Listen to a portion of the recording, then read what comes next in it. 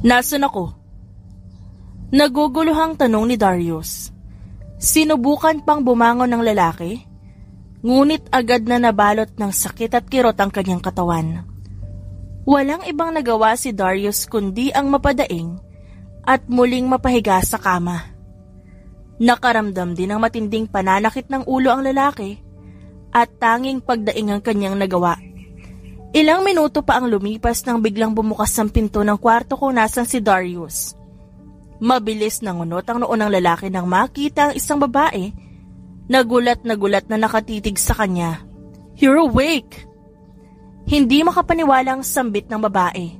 "Thank God you're finally awake!" Sambit pa nito. Bakas pa rin ang gulat sa mukha nito at nangingilid ang luha sa mga mata. "Sino ka?" Takang tanong naman ni Darius.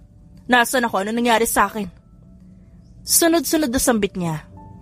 Imbes na sumagot, dali-daling lumabas ng kwarto ang babae. Ilang minuto pang lumipas bago ito bumalik at sa pagkakataong ito may kasama na itong doktor. "Naaalala mo ba ang pangalan mo?" Seryosong tanong ng doktor. Marahang tumango ang lalaki. "Darius." Saad niya. Ano nangyari sa akin, Dok? Nasa ospital ba ako?" Kunot noong tanong niya kasabay ng paglibot niya sa kabuuan ng silid. "Oo, Darius, nasa ospital ka dahil sa aksidente. You're in a coma for almost 20 months. Dagdag na sabi ng doktor. Hindi na itago ng lalaki ang kanyang pagkagulat. Halos manginig ang katawan ni Darius dahil sa kanyang mga nalaman, kasunod ng matinding pagkirot ng kanyang sentido. Napasapo na lamang ang lalaki sa kanyang ulo sa labis na sakit na nararamdaman. "Darius, ano nangyayari sa'yo? Are you okay?" Nag-aalalang tanong naman ng babae na agad lumapit sa lalaki. "Huwag mong pilitin ang sarili mo. Kailangan mo pa magpahinga." Hindi nagawang sumagot ni Darius. Sunod-sunod na pumasok sa isip niya ang aksidenteng nangyari sa kanya.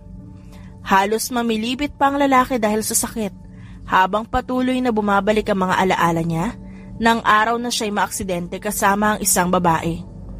"Ikaw ba ang kasama ko nang maaksidente ako?" Utal-utal na tanong ni Darius habang pinipilit tumingin sa babae. Natulala na lamang ito. "Naalala mo ang mga nangyari?" Gulat na tanong niya. Ilang beses pa siyang lumunok at napansin niyo ni Darius na pinagtaka nito. Muling napapikit ang lalaki dahil sa matinding sakit na naramdaman. "No." Tanging naisagot niya. Sa kabila ng pag-aalangan, pinilit na lang ng babae na kumalma at hawakan sa balikat si Darius. "Ako si Colleen. Hindi mo ba ako naaalala?" Malambing na saad nito. Kahit nahihirapan, pinilit ng lalaki na tignan ng babae. Mariing na pailing si Darius. "Hindi kita kilala." Napasapu pa siya sa noo nang muling makaramdam ng matinding kirot. "Sir, huwag niyo ho munang pilitin ang sarili niyo. Matagal na panahon kang walang malay at inaasahan na namin ang ganito ang mangyayari." Biglang sambit ng doktor bago naglakad palapit sa lalaki. "Mas makabubuti kung magpapahinga ka na lang muna para hindi mabigla ang katawan mo." Bahagyang tumango si Darius. Wala na rin siyang ibang pagpipilian dahil kahit ang katawan niya hindi na kayang kumilos pa. Nang umalis ang doktor, naiwan si Colleen sa kwarto. Nanatili namang tahimik ang lalaki at kahit papaano, nabawasan na ang sakit na kanyang nararamdaman. "Hindi mo ba talaga ako maalala?" Biglang tanong ng babae. May bahid ng lungkot sa kanyang tinig at napansin niya ni Darius. "Kahit konti hindi mo ako nakikilala? Titigan mo ako mabuti. Baka may pumasok sa isip mo." "Sino ka ba?" Kunot noong tanong ng lalaki. Kanina pa pinipilit ni Darius na kilalanin ng babae, ngunit bigo siya. Ramdam ng lalaki na konektado siya dito. Ngunit sigurado siyang hindi sila malapit sa isa't isa. "Anong koneksyon natin sa isa't isa?" Marahang lumapit si Colleen sa kamay ni Darius. Diretso pang tinitigan ng babae ang lalaki kasabay ng paghawak niya sa kamay nito. I'm your girlfriend, Darius. Naluluhang saad nito. Nanatili ako sa tabi mo dahil alam ko hindi ka mawawala sa akin. Nagpapasalamat ako dahil maayos ka na ngayon. Maaari na tayong bumalik sa dati nating bahay. Nangunot lamang nga noon ang lalaki. Sa kabila ng mga sinabi ni Colleen, hindi kumbinsido si Darius. Napapikit pa ang lalaki habang pilit inaalala ang araw na naaksidente siya. Sigurado si Darius na may kasama siyang babae sa kotse ng araw na yon. Ngunit malabos sa kanyang alaala ang mukha nito. Huwag kang mag-alala, babe. Hindi kita iiwan. Lalo na ngayon may malay ka na. Biglang sabi pa ni Colleen. Tutulungan kitang maibalik yung alaala mo. Kung kinakailangan natin gawin ulit yung mga pinagsamahan natin noon, gagawin natin para lamang mabilis na bumalik yung alaala mo. Pinilit na lang ni Darius na ngumiti. Hindi pa rin mapalagay ang loob ng lalaki. At kahit na ano pang sabihin ng babae, may kung anong pumipigil sa kanyang maniwala. Saglit pang pinagmasdan ni Darius si Colleen, ngunit wala talaga siyang maalala. Bukod doon, hindi talaga komportable ang lalaki na nasa tabi niya ito. Pwede mo ba akong iwan muna? Gusto kong mapag-isa at magpahinga. Sure, babe. Magpahinga ka lang dito, ha? Babalik ako mamaya para tignan ang kalagayan mo. Kahit naguguluhan, bahagyang tumango pa si Colleen bago marahang naglakad palabas ng kwarto. Sunod-sunod siyang napabuntong hininga. Nang tuluyan na siyang makalabas. Hindi inaasahan ang biglang pagising ni Darius ngayong araw, dahilan para hindi siya makapaghanda ng maayos. Nakahinga naman ng maluwag si Darius nang tuluyang mawala ang babae. Kanina pa hindi mapakali ang lalaki dahil pakiramdam niya talagang may mali. Hindi lamang matukoy ni Darius kung ano yon, dahil kulang-kulang ang kanyang mga alaala. Sino ka ba talaga? Saad niya habang nakatitig sa pinto ng kanyang silid. Isang buwan pang nanatili sa ospital si Darius para obserbahan ang kanyang kalagayan. Naging mabuti naman ang kanyang pakiramdam at nanumbalik na ang kanyang lakas, ngunit ang kanyang alaala hindi pa rin bumabalik.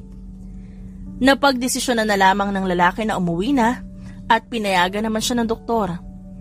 Ito ang bahay mo, babe. Nakangiting sambit ni Colleen nang makapasok sila sa isang bahay. Ito ang bunga ng lahat ng paghihirap at pagsisikap mo sa trabaho. Bahagyang nilingon pa ng babae si Darius at agad hinawakan ang kamay nito. Napangiti naman si Darius nang makita ang mga larawang nakasabit sa pader.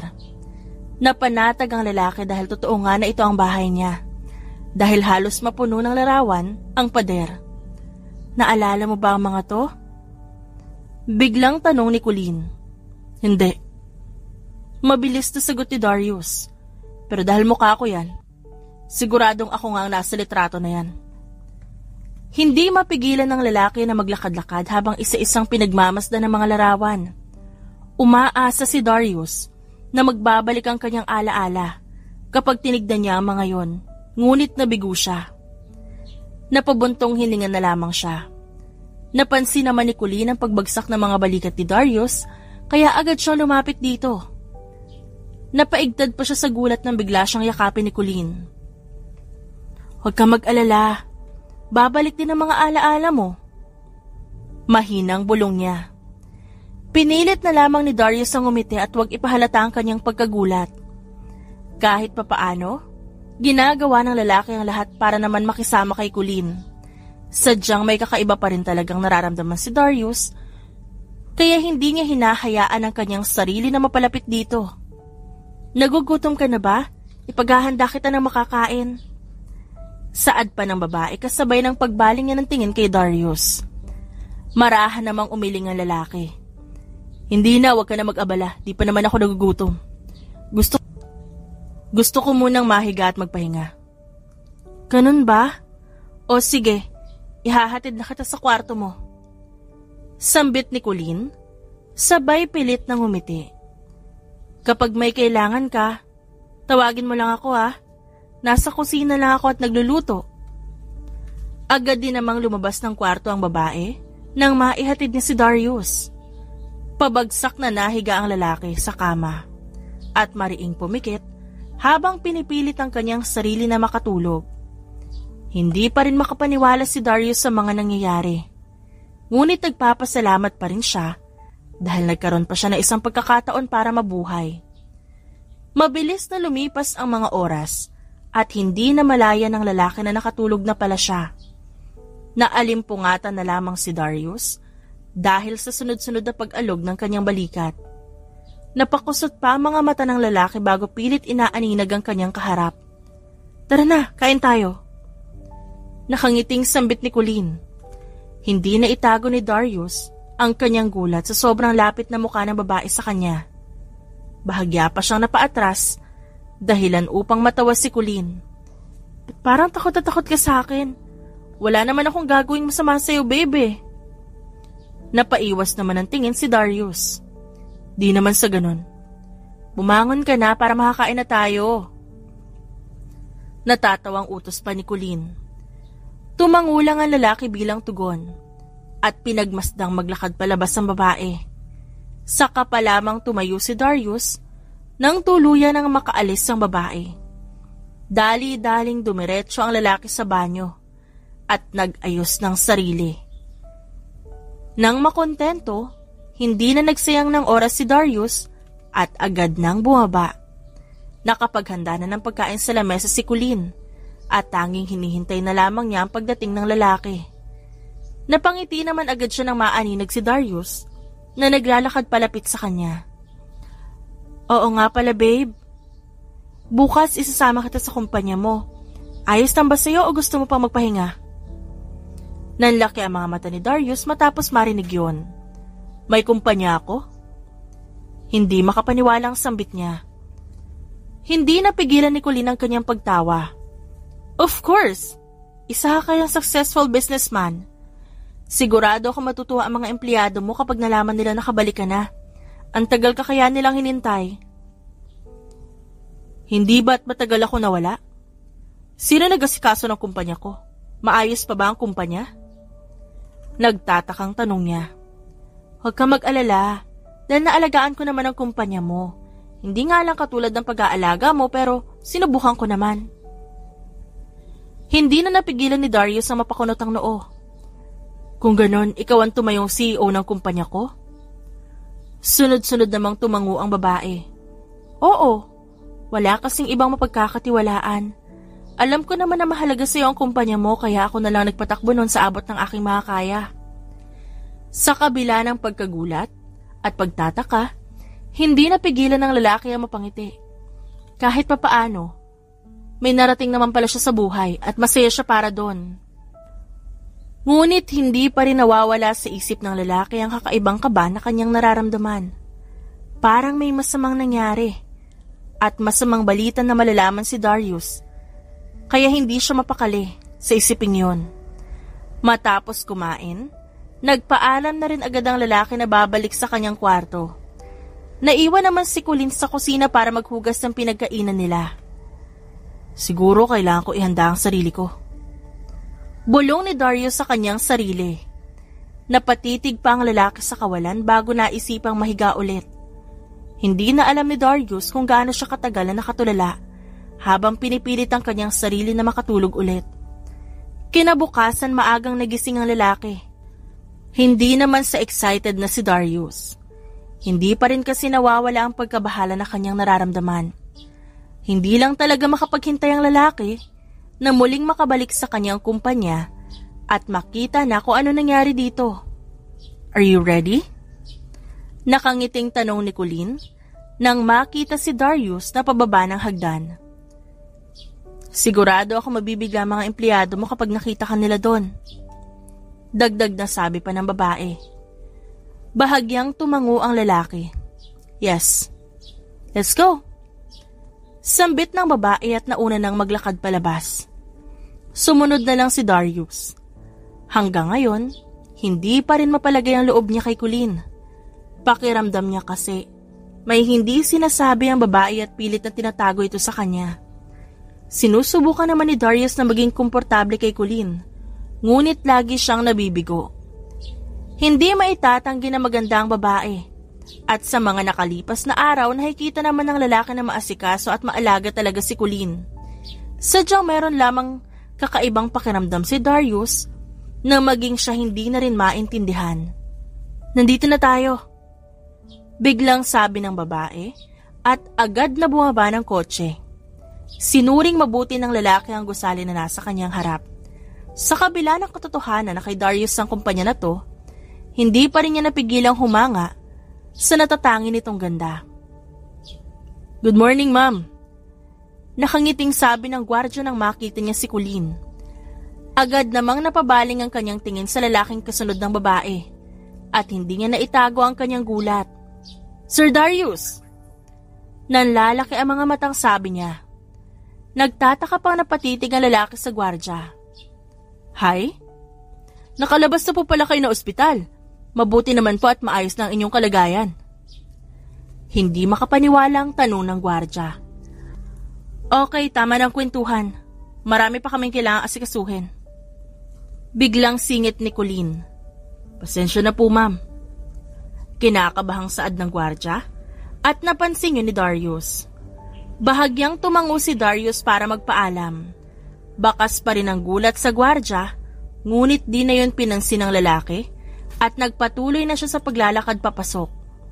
Kakaiba ang pakiramdam ni Darius nang makapasok siya sa kumpanya at kasabay noon ay ang mga gulat na mukha ng mga empleyado na nakakita sa kanya. Si Sir Darius ba yun? Nakabalik na siya. Oh my gosh! Magaling na ba siya? Malakas na bulungan ng ilang empleyado ang umugong sa paligid. Hindi naman napigilan ni Darius ang magtaka. Kitang-kita kasi sa mukha ng mga empleyado na masaya sila sa pagbabalik ni Darius. Para bang isang malaking paghihirap ang pinagdaanan nila ng mga panahong wala si Darius. See? Sabi sa'yo matutuwa sila sa pagbabalik mo. Biglang sambit ni Colleen bago humawak sa braso ng lalaki.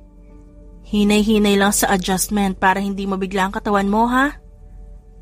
Nabalik naman sa ulirat ang lalaki dahil sa biglaang pagsasalita ng babae.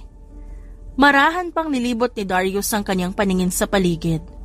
Kitang-kita nito ang mga empleyadong nagbubulungan at halos lahat sila ay gulat na gulat nang makita ang boss nila. Kakausapin ko ba sila? Anong sasabihin ko? Aligagang sambit ni Darius. Hindi naman kailangan na kausapin mo sila agad. Wala ka rin naman kailangan ipaliwanag sa kanila dahil alam nila ang sitwasyon mo.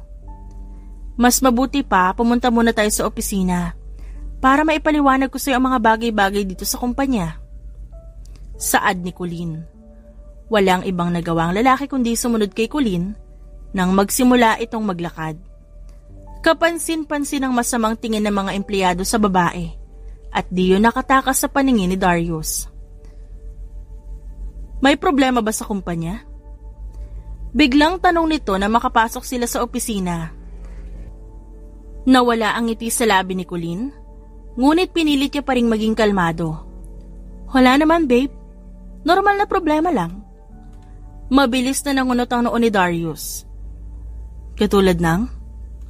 Hanggang ngayon kasi, hindi pa rin nakakabawi ang kumpanya sa pagkawala mo. Naging mahirap para sa amin ang muling bumangon. Seryosong sagot ng babae. Bago marahang naglakad palapit sa isang upuan at umupo doon.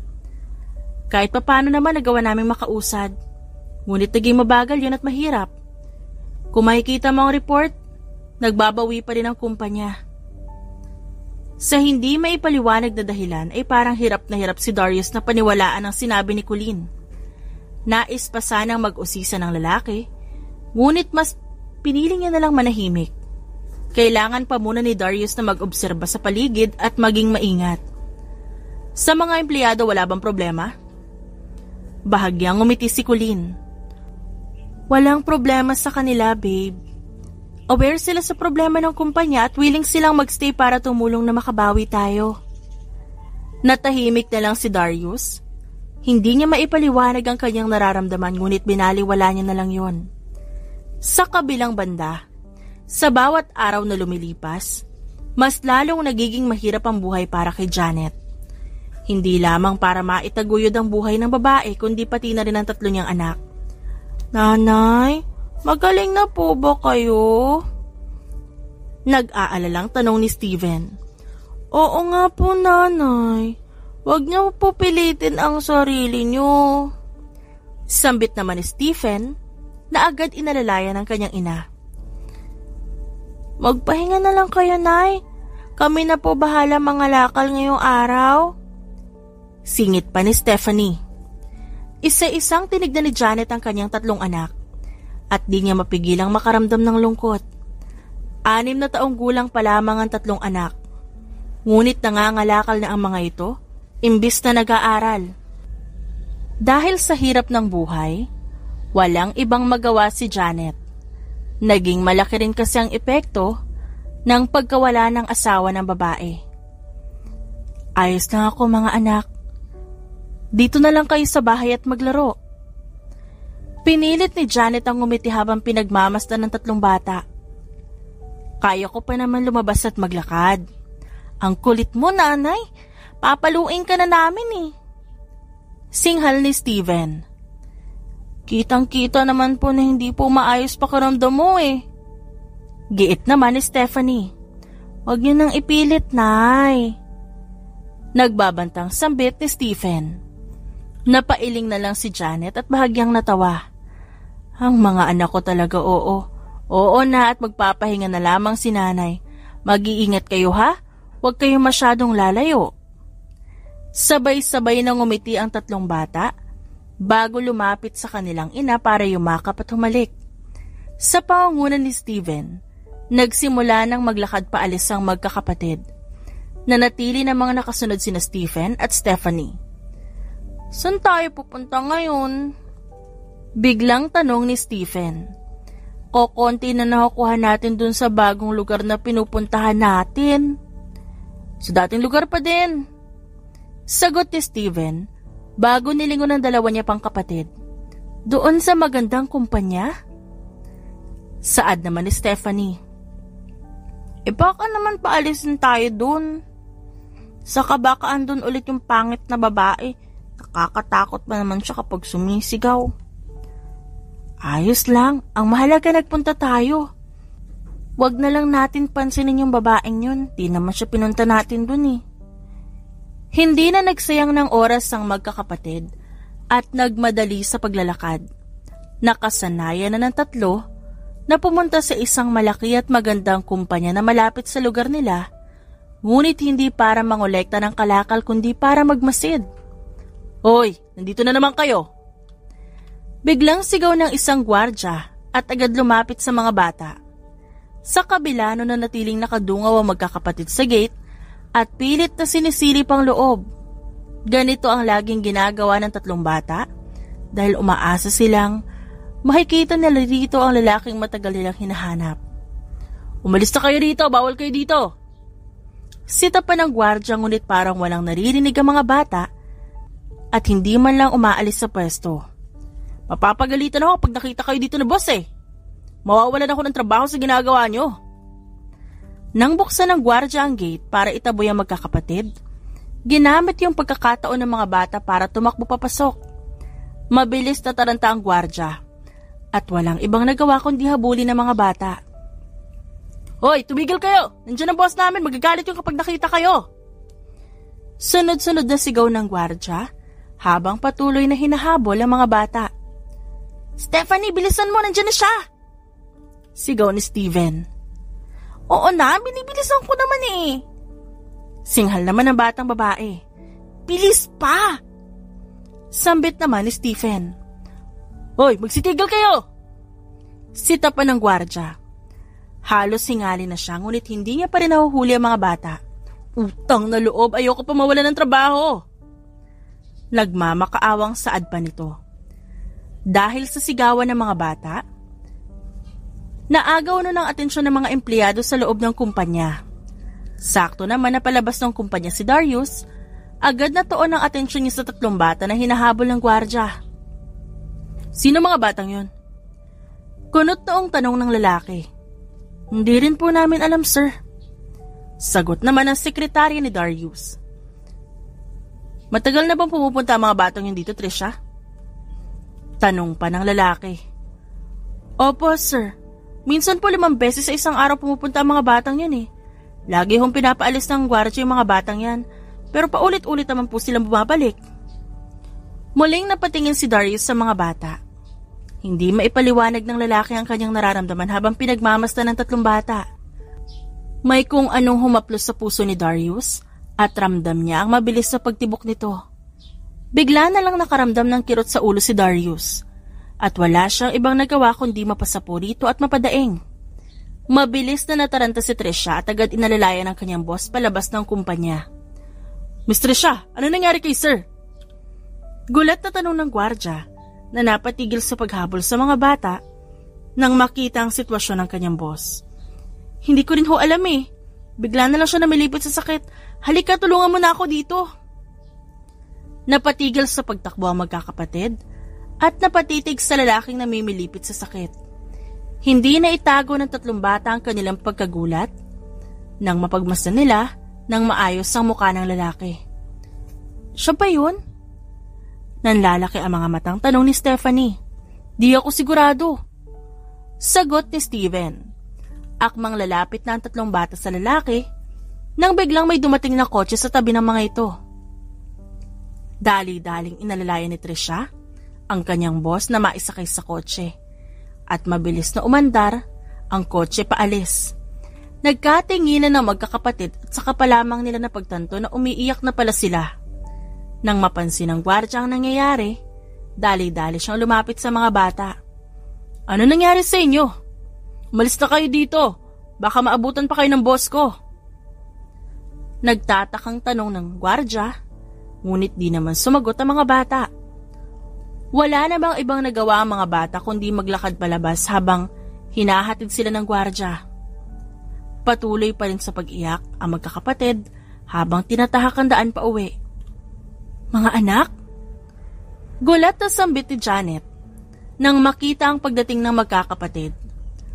Mabilis na nangunot ang noo niya na makitang umiiyak ang mga ito. Ano nangyari sa inyo? Ba't kayo umiiyak? Aligagang tanong ni Janet sa mga ito.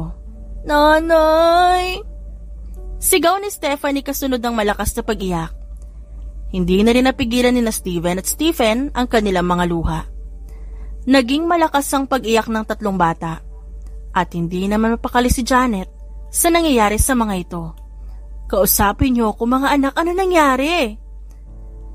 Pinilit ni Steven na pigilan ang kanyang pag-iyak at lumapit sa kama ng kanyang ina. Mas lalong nabalot ang pagtataka si Janet nang biglang kuhanin ni Steven ang isang picture frame na nasa tabi ng kanilang kama. Nanay, nakita namin siya. Muling bumagsak ang luha ni Steven habang nakatitig sa kanyang ina.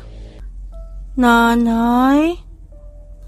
Muling bumagsak ang mga luha ni Steven habang nakatitig sa kanyang ina. Nakita namin siya. Utal-utal, nasambit pa nito.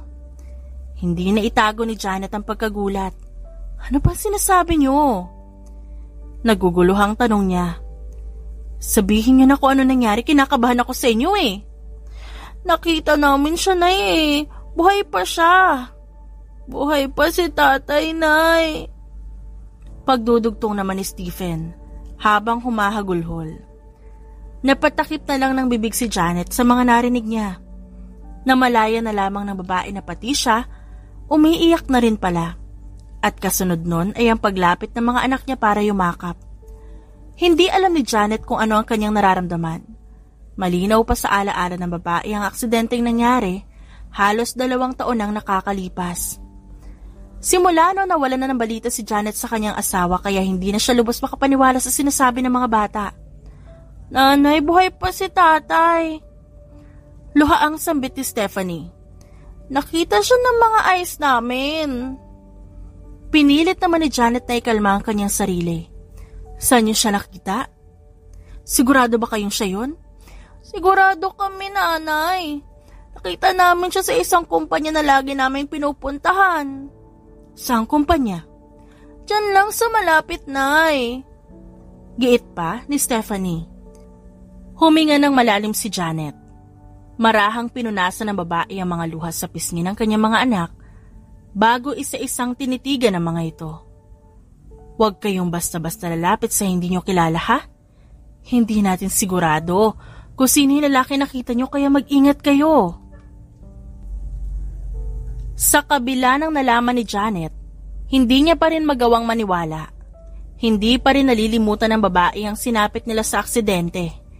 Imposibleng makaligtas pa ang asawa niya doon. Hindi naman maitatanggi ni Janet na bigla siyang nabuhayan ng loob sa ideyang buhay pa ang kanyang asawa. Sinubukan pa ng babae na pakalmahin ang kanyang sarili, ngunit nabigulang din siya. Sa loob ng ilang taong pangungulila, hindi na magawa ni Janet na mataranta, kahit pa ayaw niyang umasa. Pero kamukhang-kamukha po siya ni tatay. Giit ni Stephanie. Makinig na lang kayo sa akin. Hindi ko kakayanin kung pati kayo mawawala sa akin, kaya mag-ingat kayo. Mahigpit na niyakap ng babae ang kanyang mga anak. Matapos mawala ang asawa ni Janet, wala nang mahalaga pa para sa kanya kundi ang 3 anak. Kaya naman kahit nahihirapan, pinipilit pa rin ng babae na itaguyod ang kanyang pamilya. Ilang araw na nanatili si Darius sa ospital dahil sa biglaang pagkirot ng kanyang ulo. Hindi may paliwanag ng lalaki ang kanyang nararamdaman.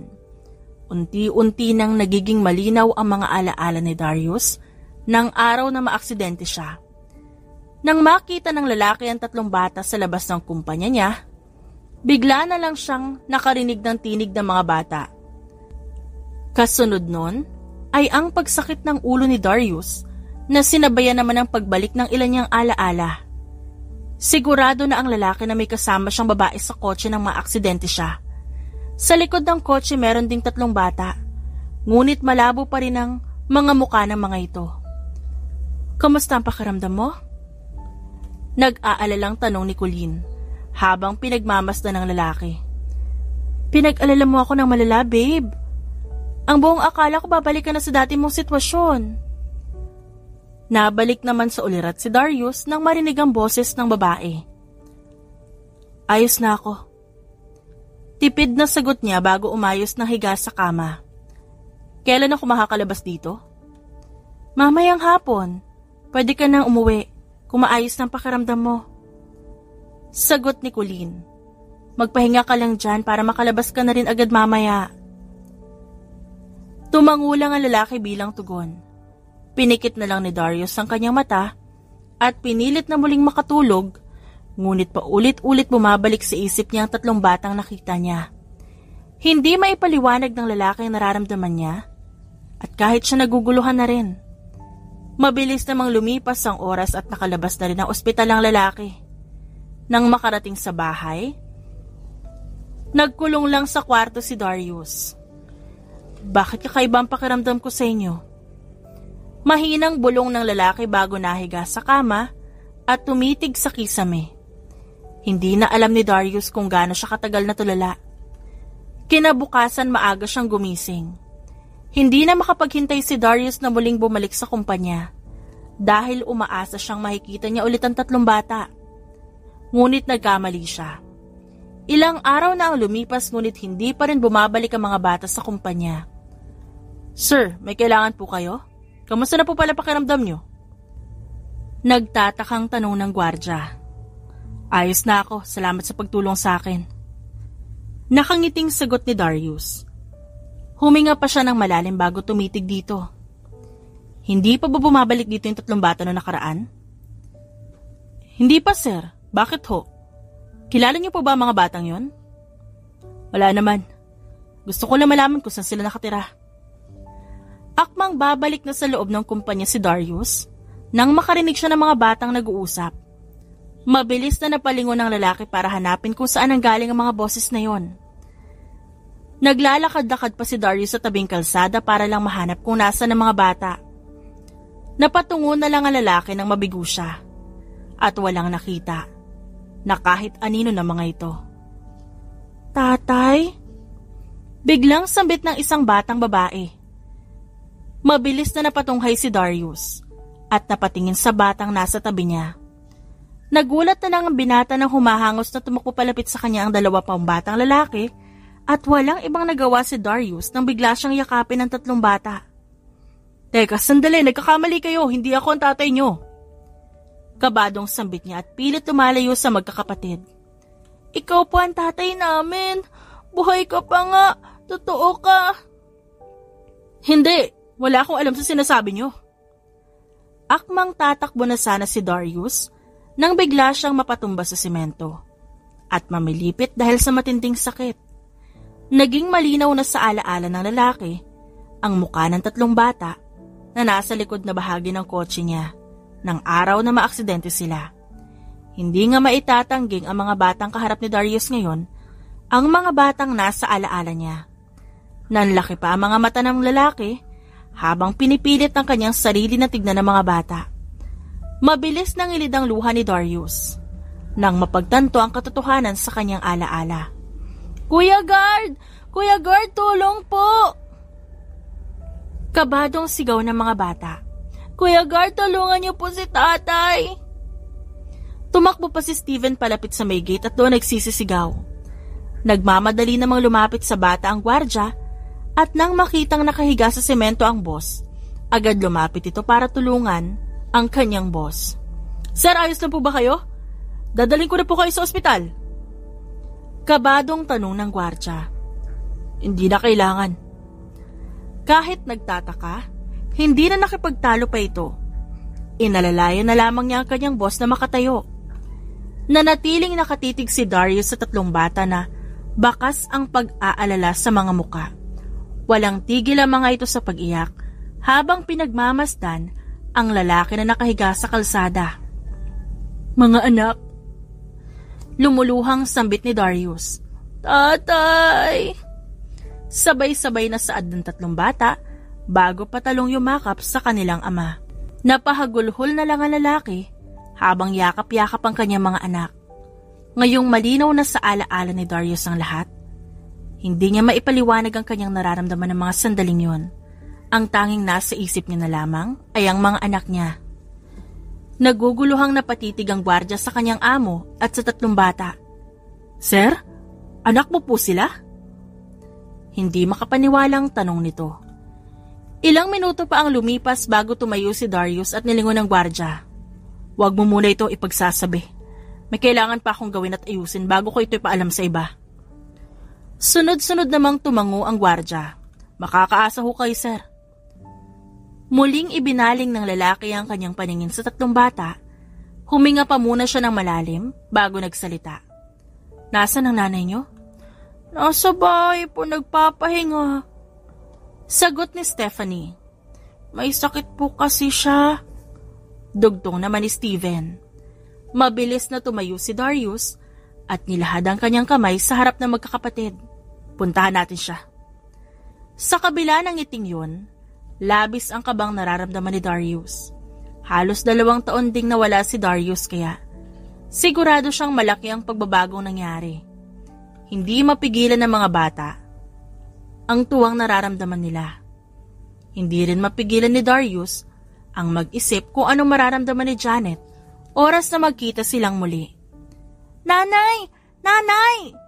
Malakas na sigaw ng magkakapatid nang makarating sila sa bahay. Hindi napigilan ni Darius ang makaramdam na matinding awa nang makita ang tagpi-tagping kahoy at trapal para lang makabuo ng bahay. Kakaibang kirot ang naramdaman niya nang mapagtanto kung gaano kahirap ang naging buhay ng kanyang mag-iina. Mga anak, nakauwi na pala kayo. Malumanay na sambit ni Janet bago marahang bumangon sa pagkakahiga. Agad namang natigilan ng babae nang makita kung sino ang kasama ng kanyang mga anak. Mabilis siyang napaluha at huli na ang lahat para mapigilan pa yon. Darius? Hindi makapaniwala ang sambit niya at agad na nangilid ang mga luha. Halos magkarambola rin ang dibdib niya habang pinagmamastang maigi ang kaharap. Janet! Bakas ng lungkot at awas sa tinig ng lalaki. Hindi na napigilan ni Darius ang kanyang sarili at agad na lumapit sa kanyang asawa at niyakap ito ng mahigpit. Napahagulhol na lang si Janet na mapagtanto na totoo ang nasa harap niya, na totoong buhay ang asawa niya, at ngayon kayakap na niya. "Buhay ka!" Gulat na gulat habang umiiyak na saad ni Janet. Napayakap na lang din ang 3 bata sa mag-asawa. Naging malakas ang iyakan nila. Magkahalong saya, lungkot at awa ang nararamdaman ni Darius ng mga sandaling yon. Habang pinagmamasdan ng lalaki ang paligid ng tinitirahan ng kanyang mag-ina, parang nadudurog ang puso ni Darius sa ideyang yon. Ngunit alam niyang wala na siyang magagawa dahil nangyari na. "Tatay, hindi ka na ba ulit mawawala?"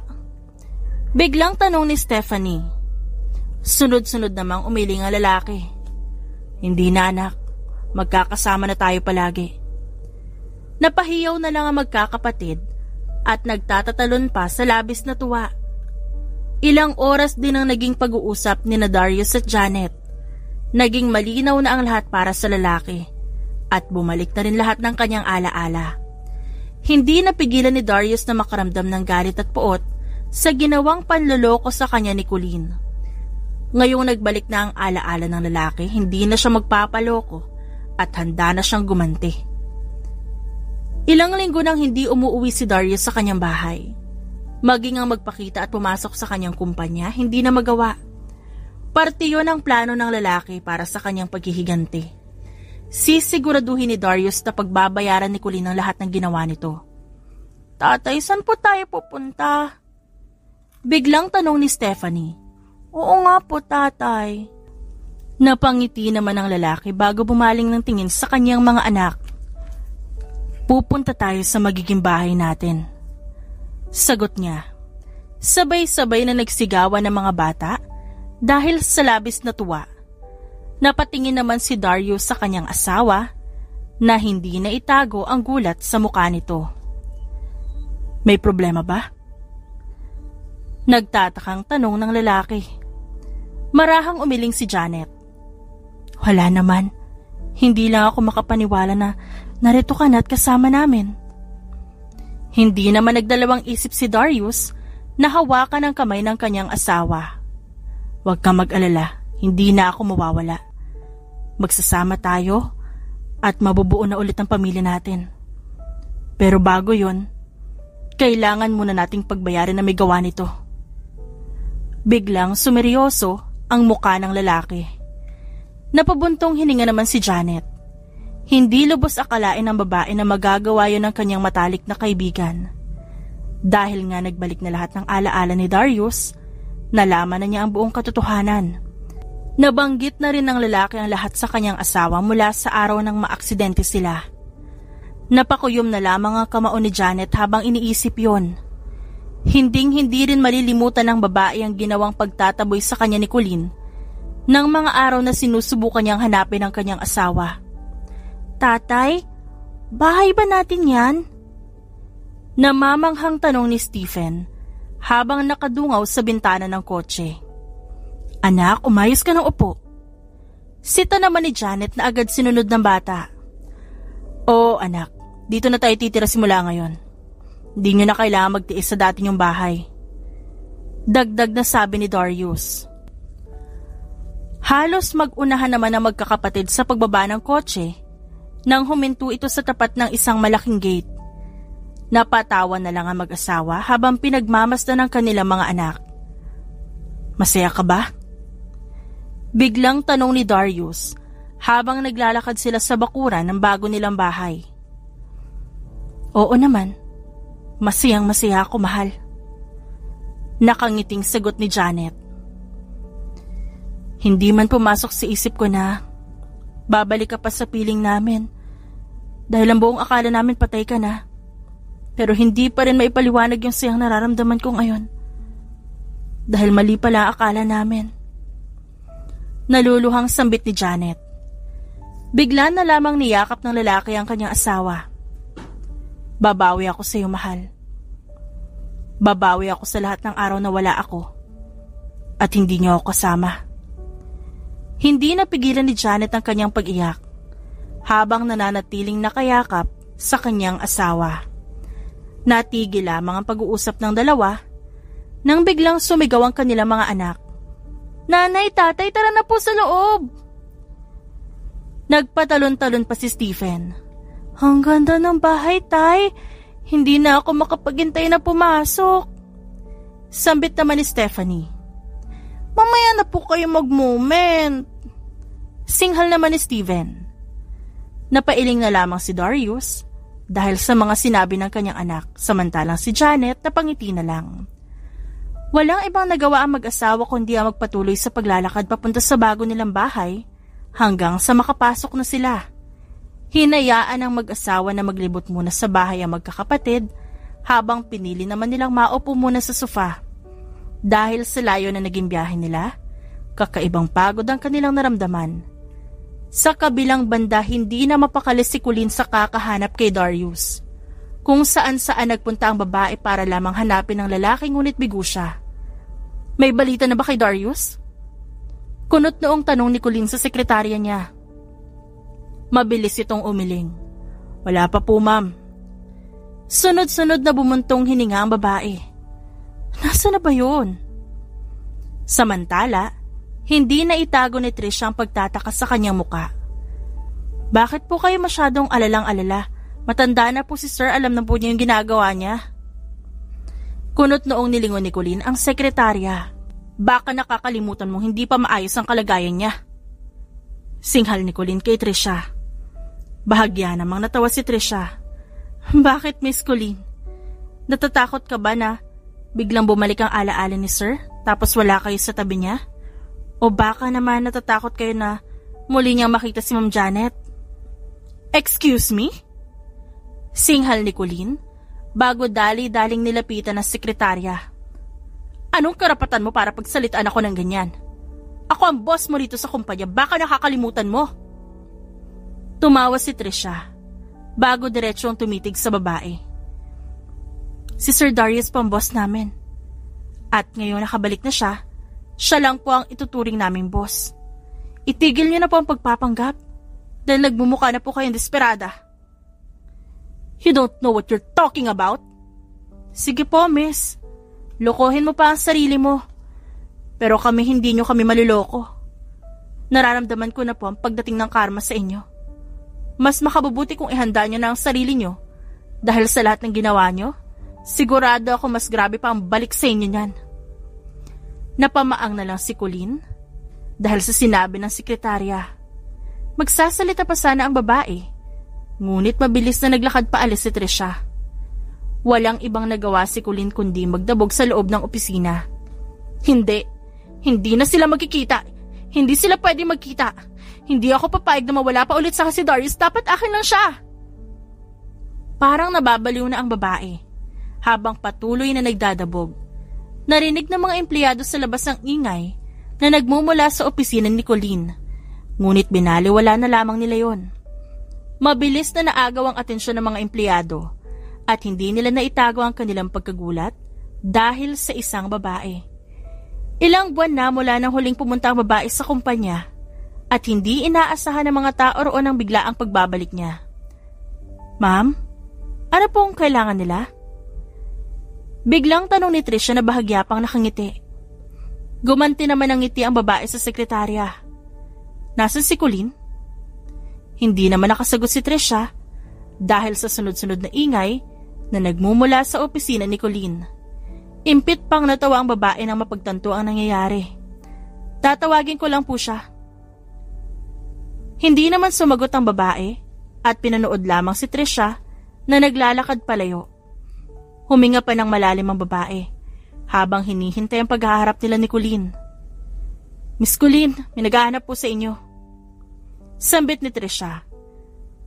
Napalibot pa ng tingin ng sekretarya sa kabuuan ng kwarto at kitang-kita ang mga gamit na nakakalat sa lapag. Dali-daling napalingon si Colleen. Si Darius na ba yan? Hindi mapakaling tanong niya. Marahan namang umiling si Trisha. Hindi po, pero kailangan niya raw po kayo makausap. Hindi napigilan ni Colleen ang pagtataka. Kasunod ng pagkunot ng kanyang noo. Saglit niyang inayos ang kanyang sarili bago dali-daling naglakad palabas ng opisina. Mabilis na tulala si Colleen at napatigil sa paglalakad nang makita niya ang isang babae. Hindi inaasahan ni Colleen na muli pa silang magkikita at mabilis man siyang nakaramdam ng kakaibang kaba habang pinagmamasdan ng babae. Sinubukan niya pa ring tumayo ng maayos at kunwari hindi nagpahalata. Anong ginagawa mo dito? Pinipilit pa ni Colleen na maging mataray habang nagpatuloy siya sa paglalakad palapit sa babae. Hindi ba't sinabi ko na sa'yo na wala na ang asawa mo? Hindi ka ba marunong makaintindi, Janet? Sakto naman na makalapit si Colleen sa babae. Lumagapak na ang palad ni Janet sa pisngi nito. Napaatras pa si Colleen dahil sa lakas ng pagkakasampal niya. Napasingha pa ang mga empleyado na nakakita sa nangyari. How dare you! Galit na sigaw ni Colleen habang nakasapo sa kanyang pisngi ang palad. Sino ka ba sa inaakala mo para sampalin ako? Napangisi na lang si Janet habang marahang naglalakad paikot sa babae. Hindi ka pa ba napapagod sa pagsisinungaling mo? Seryosong tanong niya na mabilis nagdulot ng pagkabahala kay Colleen. Hindi naman niya nakaligtas sa paningin ni Janet na napahalakak na sa isang tabi. Hindi talaga maitatago ang takot at kaba kapag grabe na ang kasamaang ginawa, no? Sa kabila ng nararamdamang kaba, nagmamatapang pa rin si Colleen. Ano ba sinasabi mo? Nagpunta ka lang ba dito para manggulo? Sinasayang mo lang oras mo. Marami pa ako kailangan tapusin dito. Hanggang ngayon pala, nagpapanggap ka pa rin? Itigil mo na, Colleen. Wala ka nang maluloko dito. Napaismid naman ang babae. Ganyan ba ang naging epekto sa'yo ng pagkawala ng asawa mo? Baka kailangan mo na magpatingin sa doktor. Sino ba nagsabing na wala ang asawa ko? Ikaw lang naman ang nagpakalat ng balita na yan, di ba? At sa tingin mo ba, napaniwala mo ang lahat? Kahit ang mga empleyadong nakikiusyosa sa gulo, nagulat. Maging sila hindi inaasahan na alam na ni Janet ang katotohanan. At wala silang ibang magagawa kundi matawa. Dahil pinipilit pa rin ni Colleen ang kanyang pagpapanggap. Napaatras ang babae nang biglang maglakad palapit si Janet. Bakas pa rin ang gulat sa mukha ni Colleen at ang kabang nararamdaman niya. Kang lalapit sa akin! Alam mo bang masaya kami nagsasama ngayon? Bumili pa kami ng bagong bahay. At doon kami tumira kasama ang mga anak namin. Siguro naman napansin mo ng ilang araw na hindi bumabalik si Darius, right? Halos lahat na nakarinig. Gulat na gulat sa nalaman. Alam ng mga empleyado ang lahat na nangyari sa mga nakalipas na buwan. Ang pilit na pagtataboy ni Colleen kay Janet at ang kasinungalingang patay na si Darius. Huwag ka nang gumawa ng kwento, Janet. Wala nang maniniwala sa'yo. Hindi ka pa ba napapagod sa mga ginagawa mo? Lubayan mo na lang ako dahil sawang-sawa na ako makita yung pagmumukha mo. Naging malakas ang pagtawa ni Janet. Kaya nangunot naman ang noon ni Colleen. Nagulat na si Colleen na bigla na naman siyang sampalin ni Janet. Para yon, sa kahayupang ginawa mo sa amin noon. Kaya kami na aksidente. Akala mo ba hindi namin malalaman na ikaw may kagagawa nun? Kung ba't kami na aksidente, hindi ka na naawa. Alam mong may kasama kami mga bata ng araw na yon. Halos mamanhid ang pisngi ni Colleen sa pagkakasampal ni Janet. Halos lamutakin ni Janet ang mukha ni Colleen para lamang sapilitan itong mapaharap sa kanya. Sa ikatlong pagkakataon, sinampal ulit ni Janet ang babae at halos sumalampak na si Colleen sa sahig. Para yan, sa pagsisinungaling mo, ang kapal na mukha mong palabasing patay na ang asawa ko para lang maitago siya sa akin. Akala mo ba makukuha mo sa akin si Darius kapag pinalabas mong girlfriend ka niya? Hindi porket nawala na memorya yung tao. Magtatagumpay na ang plano mo. Ano na pala mo ngayon? Hindi napigilan ng mga empleyado mapasinghap. Ang iba na nanonood, nag-video pa na nangyayari. Wala akong alam sa sinasabi mo. Huwag mo akong pinagbibintangan sa mga bagay na hindi mo naman kayang patunayan.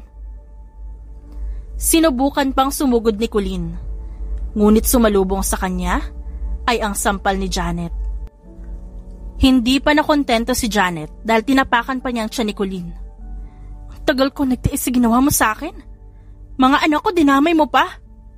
Halos araw-araw akong lumuluhod sa harap mo para lang malaman ko nasa ng asawa ko. Pero lagi mo akong pinagtatabuyan at kinakaladkad paalis. Tas ngayon malalaman kung buhay pala ang asawa ko? Halos manginig na ang katawan ni Janet sa sobrang galit. Sa kabila nun, nagawa ng ikalma na babae ang kanyang sarili bago pa siya makagawa ng masama kay Colleen. Hindi ko nga alam sinasabi mo. Hindi ako mag-aaksaya ng oras para lokohin ka, Janet. Hindi ka naman ganun kaimportanteng tao para pag-aksayahan ng oras. Puwersahan pang tinulak ng babae ang paa ni Janet bago dali-daling tumayo. Susugod na sana ulit si Colleen nang biglang dumating ang 3 bata na siyang nakaagaw sa atensyon ng lahat. Nanay, kanina ka pa namin hinahanap. Nakasimangot na sambit ng isang batang babae. Pilit nang ngumiti si Janet sa kanyang mga anak. May tinatapos ng si nanay, ha? Nanay, di ba siya yung pangit at mataray na babae na lagi nagpapaalis sa atin nun? Excuse me? What? Bastos kang bata ka! Galit na singhal ni Colleen. Hanggang ngayon, pumapatol ka pa rin sa mga bata? O baka naman sa mga anak ko lang? Magsialis nga kayo dito, nanggugulo lang kayo. Nakalimutan ko palang sabihin, kailangan mo nang umalis dahil babawiin na namin ang kumpanyang to. Saad ni Janet. Ano? Hindi mo pwedeng gawin yon. Wala kang karapatan dito. Ikaw ang walang karapatan dito. Kumpanya to ng asawa ko. Sino ka ba? Huwag mong ipilit ang sarili mo sa lugar na hindi ka naman nababagay. Oo nga po, umalis ka na dito. Biglang sigaw ni Stephen. Ang pangit mo pa, pangit man ang ugali mo. Saad ni Stephanie. Mabisit kayo mga bata kayo? Malakas na sigaw ni Colleen. Hindi na nagsayang ng oras ang babae. Kung alam na rin pala ni Janet ang katotohanan, kailangan niya na makaalis agad sa lugar na yon. Mabilis na tumakbo ang babae palabas ng kumpanya. Ngunit agad din siyang napatigil nang makita ang pagpasok ng isang pamilyar na lalaki. Darius! Gulat na wika ni Colleen habang nakatitig sa lalaki. Where do you think you're going? Akala mo ba makakatakas ka? Akala mo hahayaan kita? Matapos sa lahat ng ginawa mo sa amin? No, Darius. Sa akin ka maniwala, nagsisinungaling lang sila. Hindi totoo lahat ng sinabi nila, pinapaikot ka lang nila para kampihan mo sila. Huwag mo akong gawing tanga, Colleen. Naalala ko na lahat. Hindi mo na kailangan magpanggap dahil malinaw na malinaw sa alaala ko ang ginawa mo. Do you think I'm stupid? Sa tingin mo, maniniwala pa ako sa mga kasinungalingan mo, ha? Sa kabila ng katotohanang nalaman ko? Napaatras na lang si Colleen bago nilibot ang paningin sa paligid. Halos lahat ng empleyado ay nakatingin sa kanya at mga nakangisi. Akmang tatakbo na ulit palabas si Colleen nang sunod-sunod na humarang sa kanya ang mga pulis. Darius, please, nagmamakaawa ako. Huwag mo naman gawin sa akin to. Wala akong kasalanan, Darius, no. Patigilin mo sila, please. Sumenyas pa si Darius sa mga pulis na agad kumilos upang dakpin si Colleen. Sinubukan pang kumawala ng babae ngunit nabigulang din ito. Nakahinga ng maluwag si Darius bago binaling ang tingin sa kanyang mag-iina. Hindi napigilan ng lalaki ang mapangiti habang naglalakad palapit sa kanyang asawa. Tapos na lahat. Matatahimik na tayo. Marahang tumango si Janet. Mabubulok siya sa bilangguan dahil sa ginawa niya. Napatingin ang mag-asawa kay Trisha nang bigla itong maglakad palapit sa kanila. Welcome back, sir. Matagal na rin po naming hinihintay makabalik kayo, ma'am. Dagdag na sabi pa nito, sabay tingin kay Janet. Maraming salamat. Sabay na sambit na mag-asawa. Nanay, tatay, nagugutom na po kami. Biglang sambit ni Stephanie. Okay mga anak, kakain na tayo. Saan niyo ba gustong kumain? Kahit saan po. Sa kabila ng nangyaring gulo kanina, napanatag ang loob ng mag-asawa. Kahit labis na galit ang naramdaman ni Janet para sa babae, nagpapasalamat siya dahil wala siyang nagawang masama dito. Hindi na nagsayang ng oras ang mag-asawa at agad naglakad palabas ng kumpanya kasama ang kanilang mga anak. Nang makasakay sa kotse, agad na nagmaneho si Darius. Welcome po. Badi ng gwardya nang makita ang pagdating ni na Janet. Tumangulang ang babae bago nagpatuloy sa paglalakad papasok sa restaurant. Tatay, masarap pa dito? Biglang tanong ni Stephen na mahahalata ang pagtataka sa muka. Ngayon pa lang kami makakain dito eh. Oo naman, sigurado ako mag-e-enjoy kayo sa pagkain dito. Hindi naman napigilan ni Janet ang mapangiti. Parang kamakailan lang, hirap na hirap sila sa buhay. At ang magkakapatid, halos mahirapan sa pagkain. Tapos ngayon bigla na lang naging maginhawa ang buhay nila. Kaya walang pagsidla ng saya si Janet. Sa tuwing makikita niya ang ngiti sa mukha ng mga bata. Ilang minuto lang din ang hinintay ng pamilya ni Darius bago dumating ang kanilang order at nagsimula na nga silang kumain. Kumain kayo na marami. Opo, tatay. Maghinay-hinay ha, hindi pwedeng makalat. Sa kabila ng pagiging mahirap nila sa buhay noon, hindi pa rin nakalimutan ni Janet na turuan ng tamang asal ang kanyang mga anak. Sa paglipas ng mga araw, unti-unti na ring nanunumbalik sa dati ang kumpanya ni Darius. Naging malaki kasi ang epekto ng ma-ospitalang lalaki at dahil na rin sa maling pamamalakad ni Colleen, unti-unti itong bumagsak. Mabuti na lamang at nakabalik na si Darius sa tamang oras bago pa tuluyang nalugi ang kumpanya. Naging masaya at matibay ang pagsasama ni na Janet at Darius at tinotoo nga ng lalaki ang sinabi niyang babawi siya. Kapag may pagkakataon, dinadala ni Darius ang kanyang pamilya sa mga lugar na hindi nila napuntahan noon. Labis ang sayang nararamdaman ng mag-asawa sa tuwing nakikita nilang nag-e-enjoy ang kanilang mga anak. Mahal, may problema ba? Madalas kita nakikitang tulala, may iniisip ka ba? Huminga ng malalim si Janet bago tumingin sa kanyang mister. Masaya lang ako. Pero hindi pa rin ako makapaniwala na totoo ang lahat ng to. Huwag mo nang isipin yon. Ang mahalaga, kumpleto at magkakasama na tayo ulit ngayon. Maging masaya na lang tayo sa mga araw na magkakasama tayo. At kailangan pa nating bumawi sa mga araw na nagkahiwalay tayo. Napangiti naman si Janet. Hindi pa rin nagbabago si Darius. Siya pa rin ang lalaking maalaga, mapagmahal, maasikaso na minahal ni Janet noon. Sa kabila ng matagal nilang paghihiwalay, parang walang nagbago sa kanilang pagmamahalan. Di ko alam kung gaano kahirap ang naging buhay niyo nang mawala ako. Para ako nadudurog kung iisipin kung ganun nga ang pinagdaanan niyo. Pero handa akong gawin lahat para mapalitan ng masasayang alaala ang mga yon. Wala ka namang kasalanan kung ba't nangyari yun, mahal. Wala kang obligasyon na palitan ng alaala na yon. Ang importante ngayon nakabalik ka na at kasama ka na namin. Mas lalong humigpit ang pagkakayakap ni Darius sa asawa. Kahit nangingilid ang luha ni Janet, pinilit niya ang kanyang sarili na pigilan yon. Hindi ito ang tamang oras para umiyak. Kailangan masaya lamang ang nararamdaman niya. Mabilis na lumipas ang mga linggo at kaarawan na ng 3 anak ni Janet at Darius. Ngayon na lamang ulit magdidiwang ang mga bata na kumpleto ang kanilang pamilya. Kung tutuusin nga, nawalan na ng pag-asa sina Janet na mabubuo sila. Pero ngayon, sobrang saya nila dahil kumpleto ang kanilang pamilya. Happy birthday! Saad ng mag-asawa sa kanilang mga anak. Tanging pagtawa ang namutawi sa buong bahay ni na Janet nang magsimulang mag-asara ng mga bata. Labis na sayang naramdaman ni Janet ng mga sandaling yon. Are you okay? Biglang tanong ni Darius. Nagpatuloy naman sa paglalaro ang magkakapatid, kaya walang ibang nagawa ang mag-asawa kundi panoorin ang mga ito. Thank you. Thank you for coming back. I love you, and I love our children. I will always come back to you. Nanay, tatay, kakain na po. Picture muna tayo. Saad ni Stephen. Lalamig na pagkain eh. Reklamo naman ni Stephen. Napailing na lang ang mag-asawa. Dahil sa pagtatalo ng magkapatid.